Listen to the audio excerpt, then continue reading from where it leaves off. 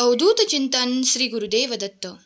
दिगंबरा दिगंबरा श्रीपादवल्लभ दिगंबरा. श्री स्वामी समर्थ. स्वामी म्हणतात, बाळा, तुला जे काही प्राप्त आहे त्याबद्दल तुला काय वाटत आहे हे मी चांगलेच जाणतो. तुझ्याजवळ काय आहे त्यासाठी तू किती प्रसन्न मनाने पुढे काय मागत आहेस हेही मला माहीत आहे. तुझ्या वेदना, तुझे दुःख अंत करणारा हा संदेश ज्या क्षणाला तुझ्यापर्यंत येईल तेव्हा तुझ्या जीवनातील त्या खूप काही समस्या, त्या वेदना संपवणारे आशीर्वाद तुझ्या मार्गावर येत आहेत. प्रिय स्वामी भक्तांनो, तुम्ही कधी देवाकडे प्रार्थना करत असाल तर देवाला त्या प्रार्थनेत सांगा की तुम्ही दिलेले हे सुंदर घर ज्यात मी वास करतो, त्यात मी आनंदाने माझ्या परिवारासोबत राहतो आहे, ते तुम्ही तुमच्या आशीर्वादाने मला प्रदान केले आहे. त्यात मला अधिक सुख प्राप्त व्हावे, त्यात अधिक बरकत वाढावी. हे देवा, मी या तुमच्या दिलेल्या घरासाठी तुमचा खूप खूप ऋणी आहे. मी मनापासून तुमचे धन्यवाद करतो. देवा, तुम्ही मला अन्न वस्त्र कधीही कमी पडू देत नाही, त्यासाठी मी आज तुमचे आभार मानतो. कारण मी ते लोकही पाहिले आहेत जे खूप कष्टातून दिवस काढत आहेत.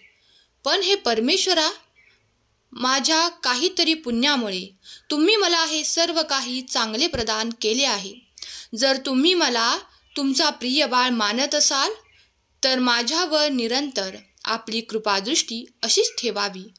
देवा, तुम्ही जे मला धन दिले आहे, जे वित्त दिले आहे, जे माझ्या कार्यातून मला प्राप्त होत राहते, ते वेळोवेळी माझ्या खूप काही कुटुंबाला पोषण करण्यासाठी तुम्ही जे काही मला आर्थिक प्राप्ती घडवून आणतात त्यासाठी मी तुमचे आभार मानतो. मी तुमचे आभार व्यक्त करतो. मी तुमचे आभार कसे व्यक्त करावे हे मला समजत नाही. ते शब्दात सांगणे खूप कठीण आहे. तरी देवा, मी तुमच्यासमोर नतमस्तक आहे.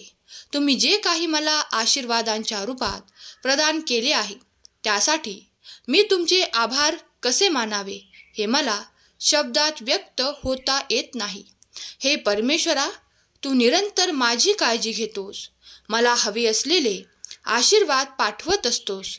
त्यासाठी तुम्ही जे काही करता, तुम्ही किती योजना आखून माझ्यापर्यंत ते आशीर्वाद पोहोचवतात त्यासाठी मी तुमचा ऋणी आहे.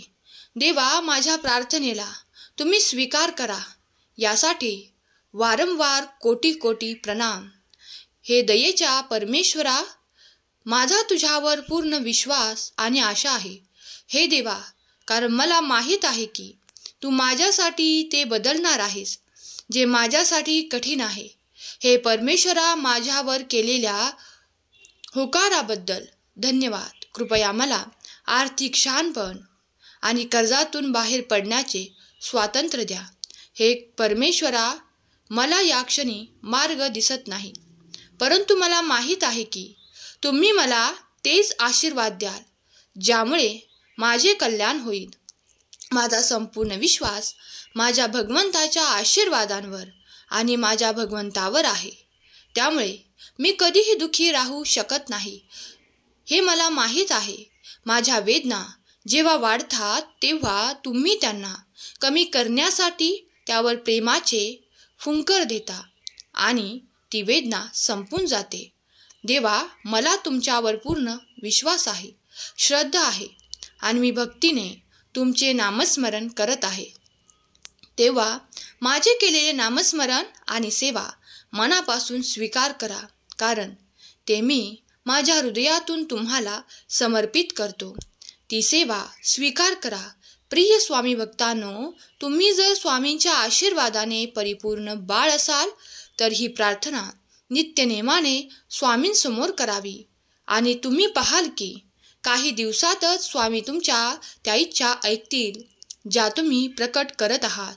ते आशीर्वाद देऊ लागतील, कारण देव प्रार्थना ऐकतात याचे कित्येकदा तुम्ही अनुभव घेतले असतील.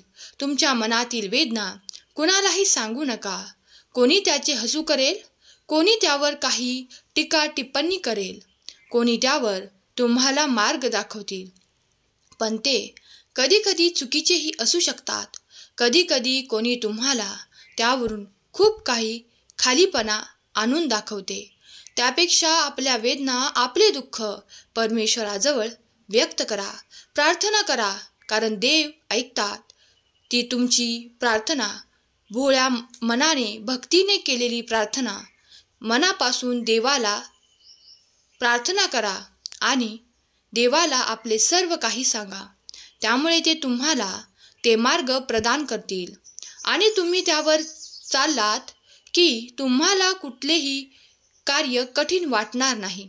देव तुमच्यासाठी असे मार्ग देऊ इच्छितात ज्यामुळे तुम्ही सुख, संपन्नता आणि आर्थिक प्रगती, आनंदाच्या मार्गावर चालण्यासाठी तयार व्हाल.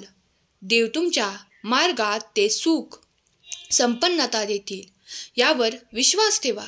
जर तुम्ही कधी स्वतःला एकटे प्राप्त करत असाल तर देवाचे नामस्मरण करा, कारण त्यामुळे तुम्ही अधिक देवाच्या जवळ स्वतःला प्राप्त कराल. तुमची ऊर्जा वाढू लागेल, मनातून नकारात्मक विचार नाहीसे होऊ लागतील आणि तुमच्या दिशेने खूप काही समाधानकारक, तुम्हाला मनाला भावणारे असे आशीर्वाद आणि तुमचे ते नाते देखील घट्ट केले जाईल. तुम्हाला जिथून कधीही त्या नात्यामध्ये ओलावा जाणवलेला नाही, काही मायेचे शब्द बोल ऐकू आलेले नाहीत, त्या ठिकाणाहून सुद्धा तुम्हाला ते प्राप्त होऊ लागतील. तुमचे शत्रू तुमचे मित्र होऊ लागतील, तुम्हाला मदत करू लागतील. त्या ठिकाणी तुम्ही एकटे राहणार नाहीत आणि तुम्हाला ते सहाय्य देवाकडून प्राप्त होत आहे. तुमच्या सर्व काही इच्छा, अपेक्षा पूर्ण केल्या जातील. जर तुम्ही हे आशीर्वाद प्राप्त करू इच्छित असाल तर या संदेशाला लाईक करा आणि तुमच्या प्रियजनांना शेअर करायला विसरू नका. देव तुमची प्रत्येक प्रार्थना ऐकून तुमच्या दिशेने सुख, समृद्धी, आरोग्य आणि आनंदाचे आशीर्वाद देऊन स्वामी माऊली कृपाळू आणि दयाळू आहेत. तुम्ही जर तुमच्या वेदना, दुःख स्वामींना सांगितले तर नक्कीच त्यावर फुंकर घालण्यासाठी स्वामी कुठल्या ना कुठल्या स्वरूपात येऊन तुम्हाला मदत करतील.